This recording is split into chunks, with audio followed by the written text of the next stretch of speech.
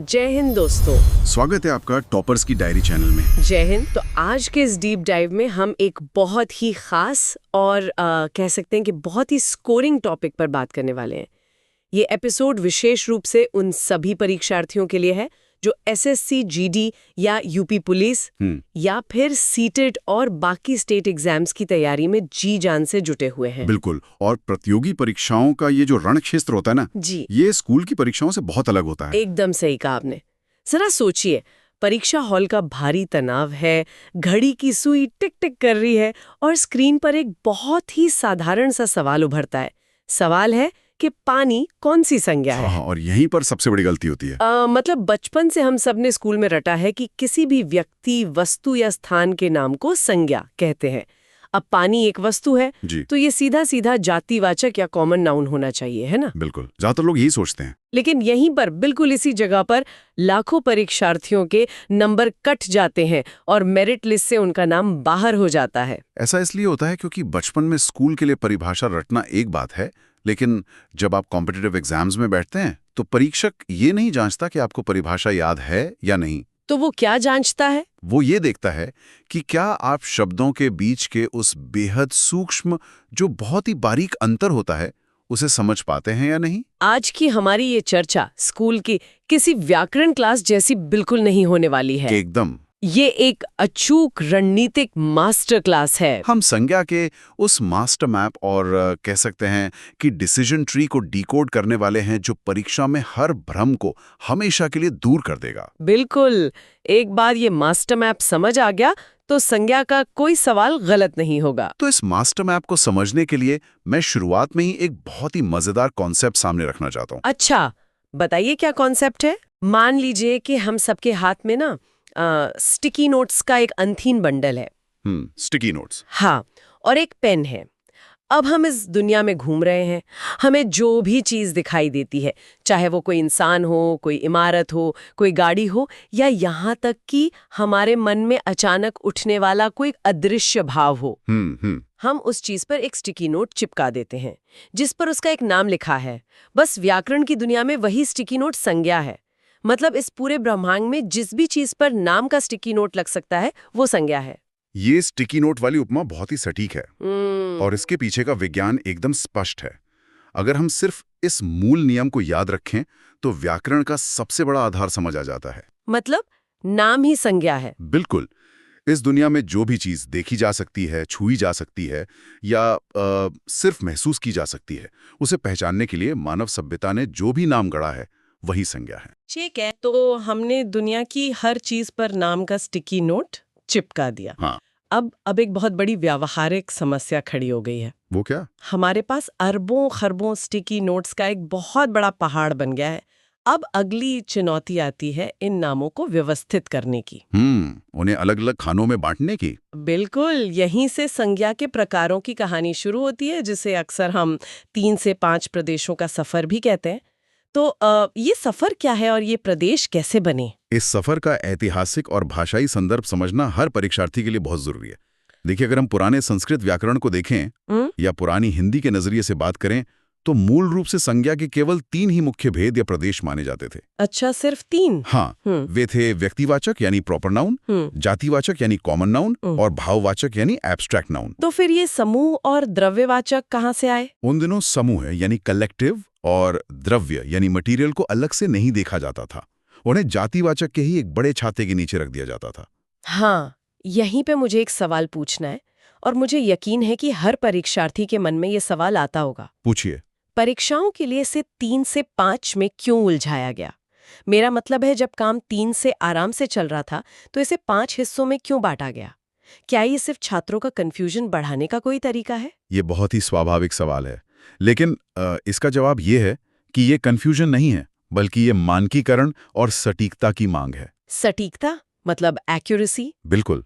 जब भारत में अंग्रेजी शिक्षा प्रणाली का प्रभाव बढ़ा और आधुनिक प्रतियोगी परीक्षाएं शुरू हुईं, तो अंग्रेजी व्याकरण के मटीरियल नाउन और कलेक्टिव नाउन को हिंदी में भी स्पष्ट रूप से अलग पहचान देनी पड़ी। तो क्या ये सिर्फ अंग्रेजी की नकल थी? मतलब उन्होंने किया तो हमने भी कर लिया? नहीं, ये सिर्फ नकल नहीं थी, ये भाषा के गणित को ज्यादा सटीक बनाना था।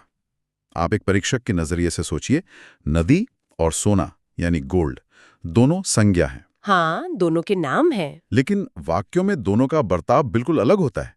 नदी को गिना जा सकता है, आप कह सकते हैं एक नदी दो नदियां। लेकिन सोने को गिना नहीं जा सकता, उसे तौला जाता है। अरे हाँ, ये तो है। तो जब दोनों का गुण इतना अलग है तो उन्हें एक ही जातिवाचक कैटेगरी में रखना तार्किक नहीं था। इसलिए शब्दों के इस सटीक व्यवहार को जांचने के लिए 5 प्रदेशों का विभाजन जरूरी हो गया। समझ गए। मतलब एक टॉपर छात्र वही है जो शब्दों के इस सूक्ष्म व्यवहार को समझता है। बिल्कुल। तो इसका मतलब ये हुआ कि अगर कोई परीक्षार्थी इन 5 प्रदेशों के अंतर को अच्छे से समझ ले तो वो एक तरह से परीक्षक के दिमाग को पढ़ सकता है। 100%। चलिए फिर इस सटीकता के खेल के सबसे बड़े मुकाबले की बात करते हैं। ये जंग उन शब्दों के बीच होती है जो दिखने में लगभग एक जैसे लगते हैं। ले और दूसरे प्रदेश, जातिवाचक बनाम व्यक्तिवाचक, common noun versus proper noun. इन दोनों के बीच का अंतर समझना सबसे ज्यादा जरूरी है क्योंकि यहीं सबसे ज्यादा गलतियां होती हैं। देखिए, जातिवाचक संज्ञा का मतलब है एक पूरी कैटेगरी या वर्ग। ये किसी एक विशेष चीज की बात नहीं करता बल्कि उस जैसी सभी चीजों की बात करता है। जैसे कि कोई उदाहरण? जैसे नदी, पर्वत, शहर, कुत्ता या पुस्तक। जब हम शहर कहते हैं तो दुनिया का कोई भी शहर हो सकता है। राइट। दूसरी तरफ व्यक्तिवाचक संज्ञा किसी का अपना पर्सनल या विशेष नाम होता है। जैसे राम, महात्मा गांधी, दिल्ली, गंगा या सोमवार। इसे समझने के लिए मैं एक मैप और पिन का नजरिया शेयर करना चाहूंगी। मैप और पिन, ये क्या है? हाँ, मान लीजिए कि जातिवाचक संज्ञा एक पूरी कैटेगरी का नक्शा है और व्यक्तिवाचक संज्ञा उस नक्शे पर लगा हुआ एक सटीक जीपीएस पिन है। ये बहुत दिलचस्प है, इसे थोड़ा और विस्तार से समझाइए। देखिए, अगर लड़का एक बहुत बड़ा नक्शा है तो राम उस नक्शे पर लगा हुआ एक सटीक लाल रंग का जीपीएस पिन है। बहुत बढ़िया। अगर शहर एक विस्तृत नक्शा है तो दिल्ली उस पर लगा हुआ पिन है। पर्वत एक नक्शा है तो हिमालय उस पे लगा पिन है। बिल्कुल सटीक उपमाएं ये। तो परीक्षा के दबाव में बस खुद से ये पूछना है कि क्या ये शब्द मुझे पूरी कैटेगरी दिखा रहा है यानी नक्शा, या ये मुझे किसी एक सटीक जगह पर ले जा रहा है यानी पिन। ये विजुअल ना परीक्षा के समय सच में बहुत मददगार साबित हो सकता है। लेकिन मेरे दिमाग में एक बात खटक रही है। क्या? परीक्षा में समय बहुत कम होता है, हर सवाल के लिए मुश्किल से 30 या 40 सेकंड मिलते हैं। हाँ, ये तो है। तो इतना समय नहीं होता कि हम बैठकर नक्शा और पिन की कल्पना करते रहें।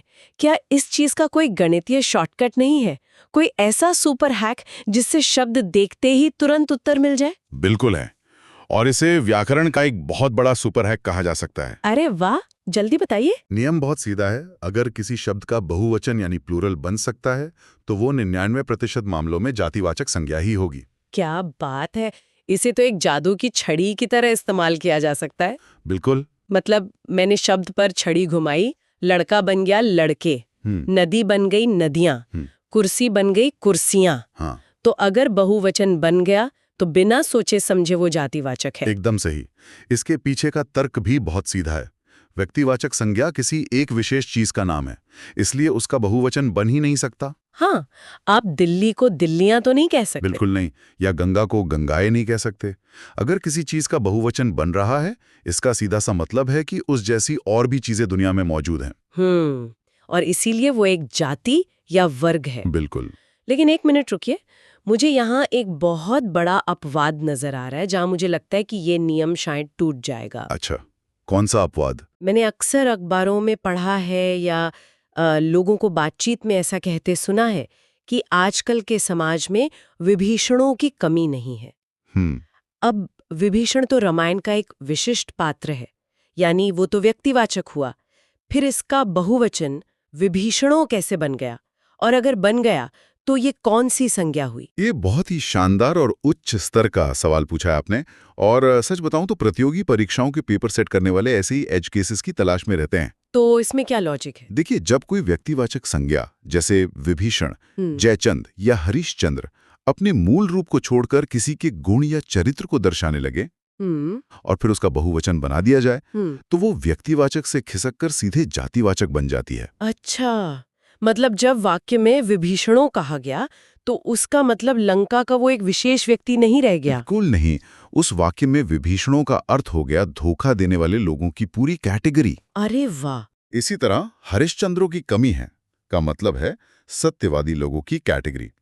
चूंकि वे अब एक पूरी कैटेगरी का प्रतिनिधित्व कर रहे हैं, वे जातिवाचक बन गए। तो परीक्षार्थियों को सिर्फ अकेला शब्द नहीं देखना चाहिए। बिल्कुल, ये भी देखना चाहिए कि वाक्य में उसका प्रयोग कैसे हुआ है। ये तो सच में दिमाग की बत्ती जलाने वाला कॉन्सेप्ट था, प्रॉपर नाउन का कॉमन नाउन बन जाना।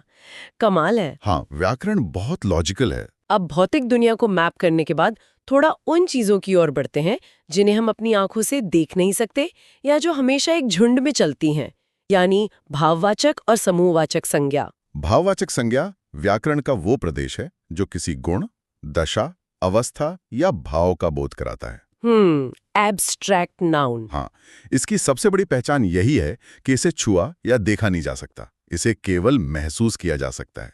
जैसे मिठास, बुढ़ापा, ईमानदारी, क्रोध या सुंदरता। मतलब ये भौतिक जगह नहीं घेरते। नहीं, ये जगह नहीं घेरते, लेकिन ये हमारे अनुभव का बहुत अहम हिस्सा हैं। भाववाचक संज्ञा को समझने के लिए ना मेरे दिमाग में एक फीलिंग फिल्टर मशीन की तस्वीर बन रही है। फीलिंग फिल्टर मशीन, ये कैसे काम करती है? जरा सोचिए, मेरे पास एक जातिवाचक संज्ञा है बच्चा। ये एक भौतिक चीज है। अब अगर मैं इस बच्चा शब्द को इस फीलिंग फिल्टर मशीन में डाल दूं तो क्या होगा? जब आप बच्चा शब्द को इस फिल्टर में डालते हैं तो उसका भौतिक स्वरूप छन जाता है और जो बाहर निकलता है वो है बचपन। बचपन एक अवस्था है। आप बच्चे को छू सकते हैं लेकिन बचपन को सिर्फ महसूस कर सकते हैं। इसी तरह इंसान जब इस मशीन से गुजरता है तो वो इंसानियत बन जाता है। क्या बात है। परीक्षा में अक्सर जातिवाचक संज्ञा या विशेषण को भाववाचक संज्ञा में बदलने वाले सवाल आते हैं। तो क्या मैं किसी भी चीज को इस फिल्टर में डाल सकती हूँ? जैसे अगर मैं टेबल या कुर्सी को इस मशीन में डालूं? नहीं, ये फिल्टर हर शब्द पर काम नहीं करता। कुर्सी की कोई कुर्सियत नहीं होती। हाँ, ये तो है। ये फिल्टर केवल उन शब्दों पर काम करता है जिनमें कोई आंतरिक गुण, कर्म या प्राकृतिक अवस्था छिपी होती है। अक्सर विशेषण यानी कि एडजेक्टिव इस फिल्टर में बहुत अच्छे से काम करते हैं। मीठा बन जाता है मिठास, कठोर बन जाता है कठोरता। जी। ये सिर्फ शब्दों का बदलना नहीं है, ये किसी भौतिक चीज को एक मानसिक अवस्था में बदलने की प्रक्रिया है। बहुत खूब। अब आते हैं उन पे जिन्हें हमेशा झुंड में रहना पसंद है। मेरा मतलब है समूहवाचक संज्ञा, यानी कलेक्टिव नाउन। समूहवाचक वो शब्द है जो किसी एक व्यक्ति या वस्तु का नहीं बल्कि पूरे समूह या झुंड का बोध कराता है। जैसे सेना, भीड़, समिति, कक्षा या फिर अंगूर का गुच्छा। इसमें क्या फंसाने वाला सवाल आ सकता है? मतलब ये तो सुनने में बहुत आसान लगता है, झुंड है तो समूहवाचक है। फंसाने वाली बात तब आती है जब परीक्षार्थी बहुवचन और समूहवाचक के बीच उलझ जाते हैं। अच्छा, वो कैसे? कई बार छात्र लड़के या किताबें शब्द देखकर सोचते हैं कि ये समूहवाचक है क्योंकि इसमें एक से ज्यादा लोग या चीजें हैं, लेकिन ये गलत है। हाँ, क्योंकि लड़के तो जातिवाचक का बहुवचन हुआ ना। बिल्कुल। समूहवाचक संज्ञा वो एक अकेला शब्द होता है जो पूरे झुंड को एक यूनिट के रूप में परिभाषित करे। जैसे कक्षा एक वचन शब्द है लेकिन इसके अंदर बहुत सारे छात्र होते हैं। ये बहुत ही महत्वपूर्ण स्पष्टीकरण है।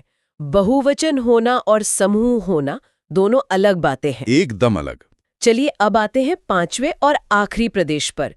ये वो चीज है जिसे हम नाप तौल तो सकते हैं लेकिन उंगलियों पर गिन नहीं सकते। आप द्रव्यवाचक संज्ञा की बात कर रही हैं? हाँ, मटीरियल नाउन। द्रव्यवाचक संज्ञा में वे शब्द आते हैं जिनसे किसी धातु, तरल पदार्थ या सामग्री का बोध होता है। वो कच्चा माल जिससे दूसरी चीजें बनाई जाती हैं, जैसे सोना, चांदी, पानी, दूध। हाँ, तेल, लकड़ी, लोहा, ये सब भी। इन सभी चीजों में एक बात समान है कि इनका कोई निश्चित आकार नहीं होता जब तक कि इन्हें किसी सांचे में न ढाला जाए, और ये हमेशा मात्रा में मापे जाते हैं, संख्या में नहीं। इसे परीक्षा में तुरंत पहचानने का मेरे पास एक बहुत ही मजेदार विजुअल नियम है। बताइए। अपने दिमाग में एक तरफ एक तराजू और नापने वाला बीकर रखें जिस पर एक बड़ा सा हरा हाँ यानी टिक लगा है, और दूसरी तरफ एक कैलकुलेटर और गिनती गिनने वाली उंगलियां रखें जिस पर एक लाल रंग का ना यानी क्रॉस लगा है। बहुत बढ़िया विजुअलाइजेशन है। नियम बहुत सीधा है। अगर कोई चीज तराजू पर जा सकती है या लीटर में नापी जा सकती है तो वो द्रव्यवाचक है, लेकिन अगर आप उसे उंगलियों पर 1, 2, 3 करके गिनने की कोशिश करेंगे तो वो काम नहीं करेगा। बिल्कुल सही। कोई भी व्यक्ति राशन की दुकान पर जाकर ये नहीं कहता कि भैया मुझे 3 पानी या 2 तेल दे दो। हाँ, ये तो सुनने में ही हास्यास्पद लगता है। क्योंकि ये चीजें अगण्य हैं, अनकाउंटेबल हैं। हाँ, लेकिन हम ये जरूर कह सकते हैं कि मुझे 3 लीटर पानी दे दो। एकदम सही। लेकिन यहां ध्यान देने वाली बात यह है कि वो जो लीटर है ना, वो मापन की इकाई है। शब्द पानी अपने आप में हमेशा अगणनीय ही रहता है। वो द्रव्यवाचक है क्योंकि उसे तौला जाता है। हाँ बिल्कुल। लेकिन अगर मैंने उस लकड़ी को काटकर एक कुर्सी बना दी, तो क्या वो कुर्सी अभी भी द्रव्यवाचक है? ये व्याकरण का सबसे खूबसूरत हिस्सा है। जैसे ही लकड़ी, जो कि एक कच्चा माल था, उसने एक निश्चित आकार लिया और वो कुर्सी बन गई, उसका गुण बदल गया। अच्छा। हाँ, अब आप कुर्सियों को गिन सकते हैं। एक कुर्सी, 2 कुर्सियां। हमने पहले बात की थी ना, वो जादू की छड़ी वाले हैक की। हाँ, कि बहुवचन बन जाए तो जातिवाचक। तो कुर्सी का बहुवचन कुर्सियां बन गया, इसलिए रूप बदलते ही वो द्रव्यवाचक से बाहर निकलकर जातिवाचक बन गई। क्या गजब का लॉजिक है। मतलब पदार्थ वही है, लेकिन उसका आकार बदलते ही व्याकरणिक व्यवहार बदल गया। बिल्कुल। अब तक हमने संज्ञा के इन 5 प्रदेशों को बहुत गहराई से समझ लिया है, लेकिन असली चुनौती तो तब आती है जब परीक्षार्थी परीक्षा हॉल में बैठा हो। हाँ, वहां का दबाव भी अलग होता है। उस घबराहट में कोई परिभाषा याद नहीं आती। उस स्थिति के लिए हमारे पास एक अल्टीमेट वेपन है, जिसे हम डिसीजन ट्री मैप या फ्लोचार्ट कह सकते हैं। ये डिसीजन ट्री वास्तव में इस पूरे विषय का सबसे शक्तिशाली टूल है। तो चलिए इस फ्लोचार्ट को डिकोड करते हैं, ताकि कोई भी परीक्षार्थी सिर्फ 5 सेकंड में सही उत्तर तक पहुंच सके। ये 5 स्टेप्स में काम करता है। कोई भी शब्द सामने आने पर आपको खुद से एक के बाद एक सवाल पूछने हैं। ठीक है, तो पहला कदम क्या है? कदम 1, सबसे पहले खुद से पूछें, क्या मैं इस चीज को छू सकता हूं या देख सकता हूं? अगर उत्तर है नहीं, तो आपको आगे सोचने की जरूरत ही नहीं है। वो सीधे सीधे भाववाचक संज्ञा है। मतलब अगर परीक्षा में शब्द आया सुख, तो क्या मैं सुख को छू सकती हूँ? नहीं, तो ये बिना सोचे भाववाचक हो गई। बिल्कुल। ये तो पहला फिल्टर ही सबसे ज्यादा समय बचाता है। हाँ, लेकिन अगर उत्तर हाँ है, मतलब आप उसे छू या देख सकते हैं, तो आप दूसरे कदम पर जाते हैं। अच्छा, दूसरा कदम। कदम 2, क्या ये किसी का अपना पर्सनल या विशेष नाम है? यानी क्या ये नक्शे पर लगा एक सटीक जीपीएस पिन है? और अगर उत्तर हाँ है, तो वो व्यक्तिवाचक संज्ञा यानी प्रॉपर नाउन हो गया। बिल्कुल। जैसे शब्द है ताजमहल, हाँ ये एक विशेष नाम है, तो व्यक्तिवाचक हो गया। लेकिन अगर उत्तर नहीं है तो? अगर उत्तर नहीं है तो आप तीसरे कदम पर बढ़ते हैं। ठीक है। कदम 3, क्या इस चीज को नापा या तौला जाता है? क्या इसमें तराजू या लीटर का इस्तेमाल होता है? और अगर उत्तर हाँ है, तो वो द्रव्यवाचक संज्ञा हो गई। एकदम सही। जैसे सोना, इसे तौला जाता है तो ये द्रव्यवाचक है। और अगर यहाँ भी उत्तर नहीं हो? तब आता है चौथा कदम। कदम 4, क्या इस शब्द का बहुवचन बन सकता है?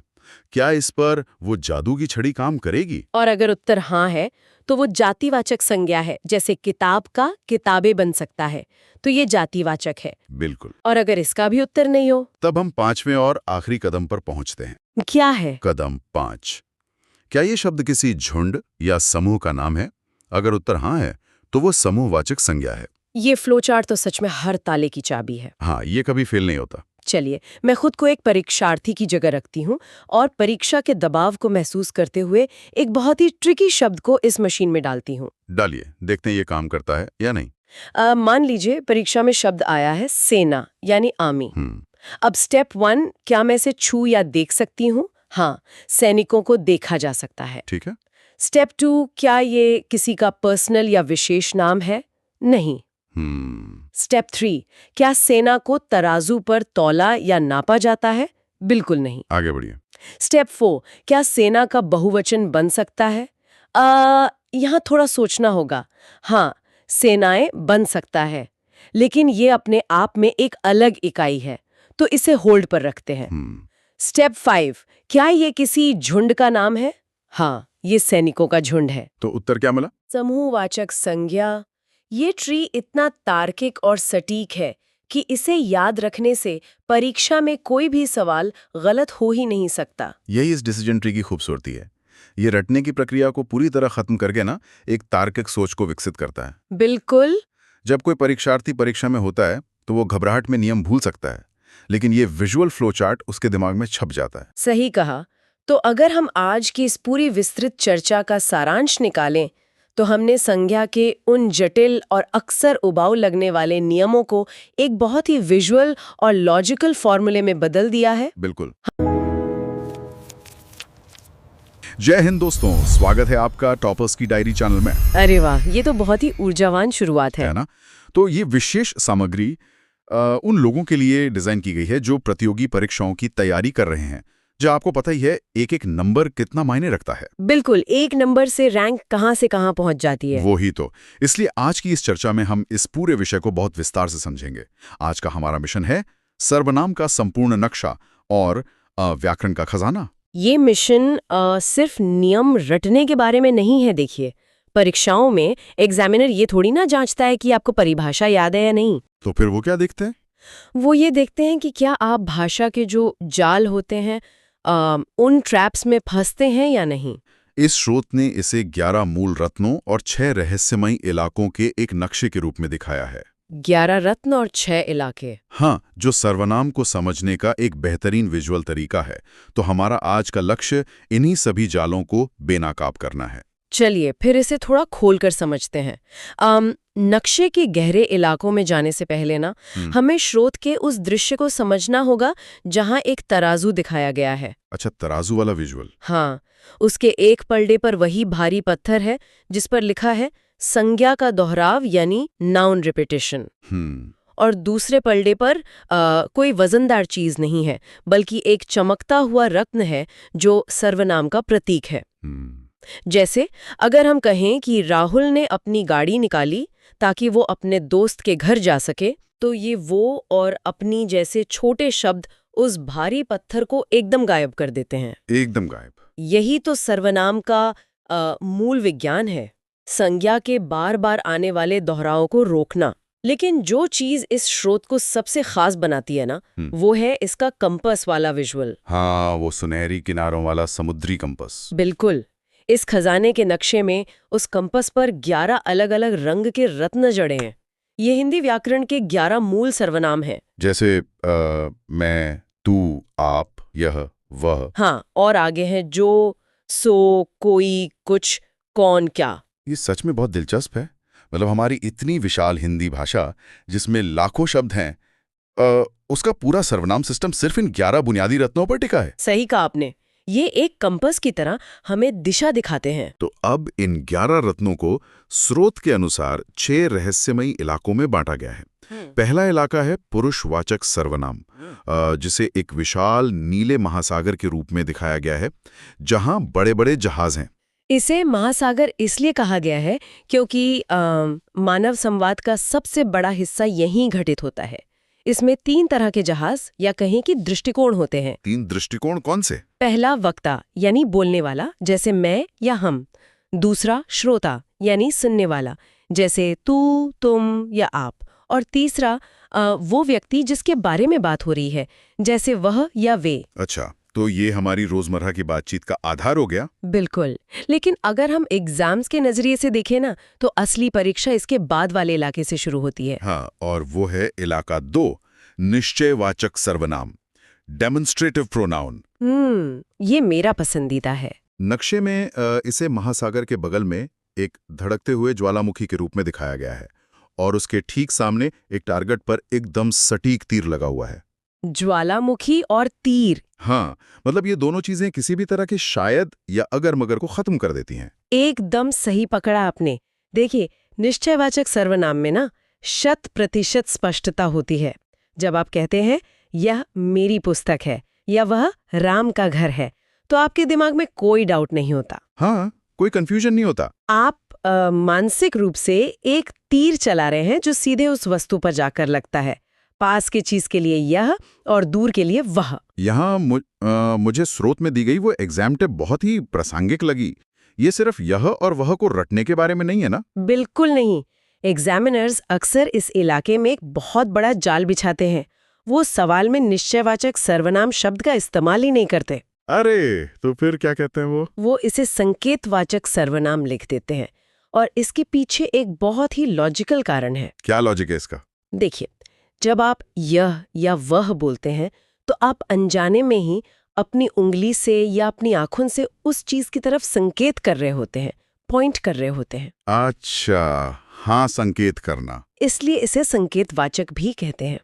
अब जो छात्र सिर्फ नाम रट कर जाते हैं, और उसके पीछे के बिहेवियर को नहीं समझते, वो वहां कंफ्यूज हो जाते हैं कि ये अचानक से नया सर्वनाम कहाँ से आ गया। तो उस ज्वालामुखी की एकदम अचूक स्पष्टता के बाद अब कहानी में एक ट्विस्ट आता है। अब हम एक ऐसे इलाके में जा रहे हैं जहां कुछ भी स्पष्ट नहीं है। तीसरा इलाका। हाँ, इलाका 3, अनिश्चयवाचक सर्वनाम या इनडेफिनिट प्रोनाउन।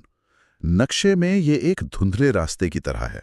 मतलब एक घने जंगल के बीच एक आकृति खड़ी है, लेकिन धुंध के कारण उसका चेहरा नहीं दिख रहा। देखिए, भाषा को हमेशा स्पष्टता थोड़ी ना मिलती है। कभी कभी हमें अज्ञात यानी अननोन चीजों के बारे में भी बात करनी पड़ती है। हाँ, वो तो है। और ये इलाका उसी अनसर्टेनिटी को संभालता है। यहाँ भाषा बड़ी चतुराई से अज्ञात चीजों को 2 हिस्सों में बांट देती है। 2 हिस्से कौन से? सजीव प्राणियों के लिए हम कोई का इस्तेमाल करते हैं और निर्जीव के लिए कुछ का। अच्छा, मतलब अगर मैं कहूं कि दरवाजे पर कोई खड़ा है, तो मुझे ये नहीं पता कि वो कौन है, लेकिन मेरा दिमाग ये जरूर जानता है कि वो एक इंसान है, एक सजीव प्राणी। बिल्कुल सही।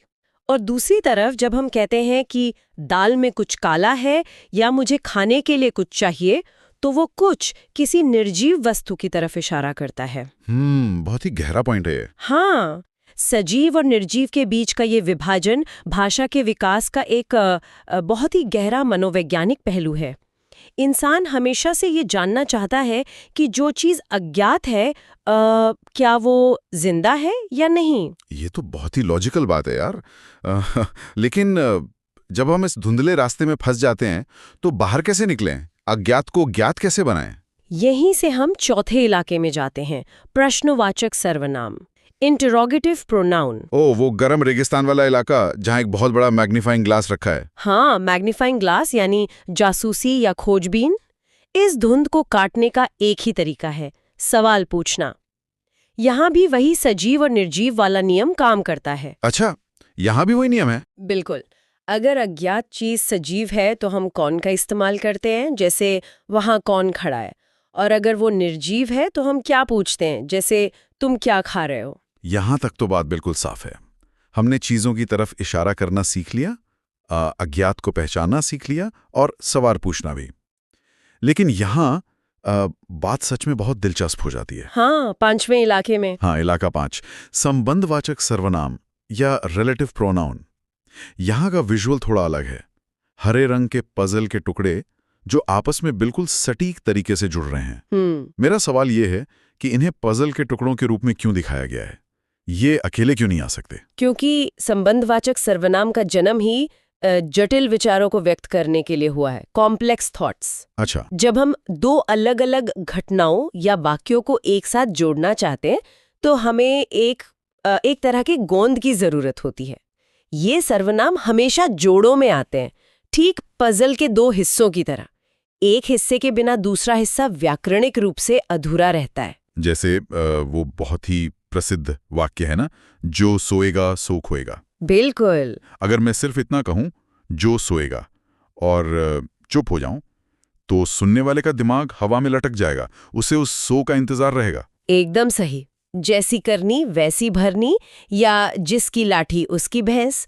प्रतियोगी परीक्षाओं में ना ये एक बहुत ही पसंदीदा एरिया है। यहाँ कैसा जाल बिछाते हैं वो? एग्जामिनर अक्सर एक लंबा वाक्य देते हैं जहां पजल का एक टुकड़ा या तो गायब होता है या गलत तरीके से जोड़ा गया होता है, और छात्रों को सिंटैक्स की गलती को खोजना होता है। आपको समझना होगा कि ये शब्द 2 वाक्यों के बीच पुल बनाने का काम कर रहे हैं। तो अब तक हमने महासागर से लेकर धुंधले रास्तों और पजल तक बाहरी दुनिया को बहुत देख लिया, लेकिन इलाका 6 हमें बाहर नहीं बल्कि खुद के भीतर देखने को कहता है, निजवाचक सर्वनाम। हाँ, रिफ्लेक्सिव प्रोनाउन। नक्शे पर ये एक शानदार जादुई आईना है जिसके सामने एक व्यक्ति खड़ा है, और आईने से एक सुनहरा तीर निकलकर वापस उसी व्यक्ति की तरफ मुड़ रहा है। ये तीर का वापस मुड़ना ना बहुत महत्वपूर्ण है। जब कर्ता यानी सब्जेक्ट कोई ऐसा काम करता है जिसका प्रभाव वापस उसी पर आता है, तब वो अपने लिए जिन शब्दों का प्रयोग करता है वो निजवाचक सर्वनाम होते हैं। जैसे मैं ये काम खुद कर लूंगा। हाँ, या वह अपने आप चला गया और मैं स्वयं आऊंगी। यहाँ पर खुद, अपने आप और स्वयं एक आईने की तरह काम कर रहे हैं। एक मिनट रुकिए, यहाँ मुझे एक बहुत बड़ी शंका हो रही है और मुझे पूरा यकीन है कि हमारे सुनने वाले जो एग्जाम्स की तैयारी कर रहे हैं उन्हें भी होती होगी। बोलिए, क्या शंका है? अगर हम उस शुरुआत वाले 11 रत्नों के कंपस की तरफ वापस जाएं, तो वहाँ एक रत्न था आप। हाँ, था। अब अगर कोई कहता है आप कहाँ जा रहे हैं, तो ये सुनने वाले के लिए इस्तेमाल हो रहा है, यानी ये पुरुषवाचक सर्वनाम है। लेकिन अभी आपने कहा कि वह अपने आप चला गया। यहाँ आपका मतलब खुद है, यानी निजवाचक। बिल्कुल सही पकड़ा। तो ये आप असल में है क्या? कोई छात्र प्रेशर में इस कंफ्यूजन को कैसे सुलझाए? और ठीक इसी विरोधाभास पर एग्जामिनर खेलते हैं। ये इस पूरे नक्शे का सबसे बड़ा और खतरनाक जाल है। अगर आप सिर्फ शब्द को देखकर फैसला करेंगे तो आप पक्का फंस जाएंगे। तो फिर बचने का क्या तरीका है? इस गुत्थी को सुलझाने के लिए एक बहुत ही बेहतरीन डायग्नोस्टिक मैट्रिक्स दिया है। आपको शब्द नहीं बल्कि उसका कॉन्टेक्स्ट यानी संदर्भ जांचना है। अच्छा, मैट्रिक्स। तो इस मैट्रिक्स को हम प्रैक्टिकली कैसे लागू करें? आपको बस वाक्य को पढ़कर दो में से एक स्थिति की पहचान करनी है। स्थिति एक है आदर सूचक यानी रिस्पेक्ट। अगर वाक्य में आपका प्रयोग तुम की जगह सम्मान देने के लिए किया गया है, यानी आप सामने वाले से सीधे बात कर रहे हैं, तो वो मध्यम पुरुषवाचक सर्वनाम होगा। जैसे आप अंदर आ जाइए, यहाँ आप सामने वाले को निर्देश दे रहे हैं। ये तो समझ में आता है। और अगर ये सम्मान के लिए नहीं है तो हम स्थिति 2 पर आते हैं, स्वयं यानी सेल्फ। अगर वाक्य में आपका अर्थ खुद या स्वयं के रूप में निकल रहा है, तो वो बिना किसी शक के निजवाचक सर्वनाम बन जाएगा। कोई उदाहरण देकर समझाइए। जैसे मैं अपना काम आप ही कर लूंगी। यहाँ आपका मतलब सामने वाले को सम्मान देना बिल्कुल नहीं है। इसका मतलब है कि मैं अपना काम खुद कर लूंगी। अरे वाह! मतलब ये सिर्फ इस बात पर निर्भर करता है कि वो शब्द उस खास वाक्य में नौकरी क्या कर रहा है ना? वो सामने वाले को पुकारने की नौकरी कर रहा है या कर्ता के खुद के काम को दिखाने की? एकदम सही। ये तो सच में किसी जादुई कला की तरह है, जहां शब्द वही रहता है लेकिन अपना रूप और काम बदल लेता है। जादू या अंग्रेजी में जिसे हम एल्केमी कहते हैं ना, ये भाषा का सबसे खूबसूरत पहलू है। और चूंकि आपने इस रूप बदलने की कला का जिक्र किया ही है, तो मैं आपको बता दूं कि स्रोत के आखिरी हिस्से में हमें इसी व्याकरणिक एल्केमी का सबसे बड़ा मास्टर क्लास देखने को मिलता है। अच्छा, और वो क्या है? सिर्फ सर्वनाम ही नहीं, संज्ञाएं यानी नाउन्स भी अपना रूप बदलती हैं। उसके गुणों वाले लोगों का बोध बराबर जातिवाचक संज्ञा। इसे थोड़ा डिकोड करते हैं। चलिए इसे इतिहास के एक उदाहरण से समझते हैं। हरिश्चंद्र अयोध्या के एक विशिष्ट राजा का नाम था, जो हमेशा सच बोलने के लिए जाने जाते थे। बिल्कुल। अब चूंकि ये एक विशिष्ट व्यक्ति का नाम है, तो व्याकरण के नियम से हरिश्चंद्र एक व्यक्तिवाचक संज्ञा यानी प्रॉपर नाउन है। लेकिन समय के साथ क्या हुआ पता है? क्या हुआ? समाज ने उनका नाम सिर्फ एक व्यक्ति के लिए नहीं बल्कि सच्चाई के एक प्रतीक के रूप में इस्तेमाल करना शुरू कर दिया। ओह अच्छा, तो अगर एग्जाम में वाक्य आता है कि आज के युग में हरिश्चंद्रों की कमी है, तो यहाँ हम उस प्राचीन राजा के बारे में बात नहीं कर रहे हैं। बिल्कुल नहीं। यहाँ हरिश्चंद्र शब्द एक व्यक्ति का नहीं बल्कि सच्चे और ईमानदार लोगों की पूरी एक श्रेणी या जाति का बोध करा रहा है। अरे वाह! इसीलिए इस विशेष वाक्य में वो शब्द अपनी व्यक्तिवाचक पहचान छोड़कर जातिवाचक संज्ञा यानी कॉमन नाउन बन जाता है। ये भाषा का एक शॉर्टहैंड है, जहाँ एक नाम पूरे चरित्र को परिभाषित करने लगता है। ये तो वाकई दिमाग के पन्ने खोलने वाला एनालिसिस है। हाँ। लेकिन स्रोत में ना एक और जादू का जिक्र है, जिसे प्लूरल ट्रैप या मैथमेटिकल लॉ कहा गया है। हाँ, ये वाला बहुत जरूरी है। ये प्रतियोगी परीक्षाओं की तैयारी करने वालों के लिए खतरे की बहुत बड़ी घंटी है। हाँ, ये ट्रैप भाववाचक संज्ञाओं यानी एब्स्ट्रैक्ट नाउन्स के इर्द गिर्द बुना गया है। भाववाचक संज्ञाएं वो होती हैं जिन्हें आप छू नहीं सकते, जो सिर्फ भावना या अवस्थाएं हैं, जैसे बुराई, दूरी, प्रार्थना, कुर्बानी वगैरह। हाँ, और व्याकरण का एक बहुत ही सख्त नियम है कि भावनाएं हमेशा एक वचन यानी सिंगुलर होती हैं। आप भावनाओं को गिन थोड़ी ना सकते हैं। लेकिन अगर कोई छात्र उस भाववाचक संज्ञा में बहुवचन यानी प्लूरलाइजेशन जोड़ दें तो क्या होगा? क्योंकि स्रोत का जो नियम है वो कहता है कि भाववाचक संज्ञा प्लस बहुवचन बराबर जातिवाचक संज्ञा। लेकिन ऐसा होता क्यों है? क्योंकि जैसे ही आप किसी भावना को बहुवचन बनाते हैं, आप उसे गिनने लगते हैं, और जो चीज गिनी जा सकती है वो अब भाव नहीं रही, वो भौतिक घटनाओं या कार्यों की एक जाति बन जाती है। थोड़ा और समझाइए इसको। देखिए, बुराई एक एहसास या कॉन्सेप्ट है, एक भाववाचक संज्ञा। लेकिन जब आप कहते हैं कि हमें समाज की बुराइयों से लड़ना है, तो यहाँ बुराइयां का मतलब है अलग अलग प्रकार के बुरे काम, जैसे चोरी, झूठ, भ्रष्टाचार। बिल्कुल, ये विशिष्ट कार्य हैं जिन्हें गिना जा सकता है, इसलिए ये जातिवाचक बन जाते हैं। ये लॉजिक तो बहुत ही शानदार है। मतलब दूरी एक भाववाचक संज्ञा है, लेकिन अगर हम कहें कि उनके बीच की दूरियां बढ़ गईं, तो यहाँ दूरियां अलग-अलग कारणों को दिखा रही हैं, इसलिए ये जातिवाचक संज्ञा बन गई। एकदम सही। जो छात्रा सिर्फ ये रटकर जाते हैं कि बुराई या दूरी हमेशा भाववाचक होती है, वो इस बहुवचन के जाल में तो पक्का गिरेंगे। और एग्जामिनर बस इसी बात का इंतजार करते हैं। वो एक ऐसा वाक्य देंगे जहां भाववाचक संज्ञा बहुवचन में होगी और ऑप्शन में भाववाचक संज्ञा सबसे ऊपर रखेंगे, ताकि छात्र बिना सोचे उसी पर टिक कर दें। तो अब अगर हम इस पूरे सफर को एक साथ देखें, हमने उस भारी पत्थर से शुरुआत की थी जो हमारे दिमाग को थका देता था। हाँ, फिर हमने 11 रत्नों का कंपास उठाया। हाँ, और पुरुषवाचक के महासागर को समझा, निश्चयात्मक खेचौलामुखी और उसके संकेत वाले एग्जाम ट्रैप को डिकोड किया। हम धुंधले रास्ते से गुजरे जहां सजीव और निर्जीव में फर्क किया और रेगिस्तान में सवाल पूछे, और पजल के टुकड़ों से वाक्यों को जोड़ा। फिर हमने जादुई आईने में आप शब्द के दोहरे चरित्र का पर्दाफाश किया और आखिर में संज्ञाओं के रूप बदलने के उस जादू को समझा। ये वाकई एक बहुत ही तार्किक यात्रा रही है। और सबसे बड़ी बात पता है क्या है?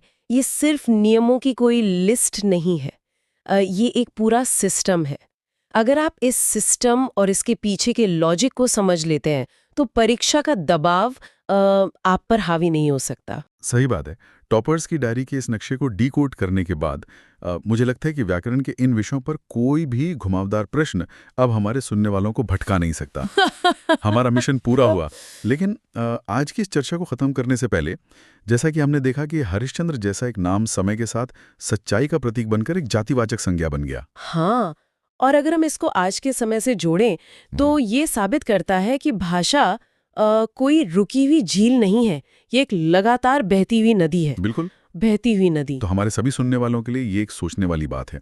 जरा अपने चारों तरफ देखिए, हमारे आज के इस आधुनिक जीवन में हम इंटरनेट और टेक्नोलॉजी से जुड़े ऐसे कौन से नए शब्दों का प्रयोग कर रहे हैं जो कभी सिर्फ एक कंपनी का नाम थे। ओ, जैसे गूगल करना। हाँ, जब हम कहते हैं मुझे पेटीएम कर देना या इस चीज को गूगल कर लो, तो क्या हम अनजाने में ही इन प्रॉपर नाउन्स को वर्ब्स और कॉमन नाउन्स में नहीं बदल रहे हैं? अरे वाह, ये तो वही हरिश्चंद्र वाला जादू चल रहा है हमारी आंखों के सामने। बिल्कुल। भविष्य के व्याकरण की किताबों में ना शायद यही आज के हरिश्चंद्र वाले उदाहरण बन जाएं। ये तो सच में बहुत ही दिलचस्प और सोचने पर मजबूर करने वाला विचार है यार। भाषा हर रोज हमारे सामने अपना रूप बदल रही है, तो उसी बदलते रूप को पकड़ने और समझने के सफर को हम आज ही विराम देते हैं। अपने आसपास की इस भाषा के जादू को महसूस करते रहिए, इन जालों से बचकर निकलते रहिए, और जैसा कि हमारे आज के स्रोत का संदेश था, परीक्षाओं में हमेशा अपना सर्वश्रेष्ठ देते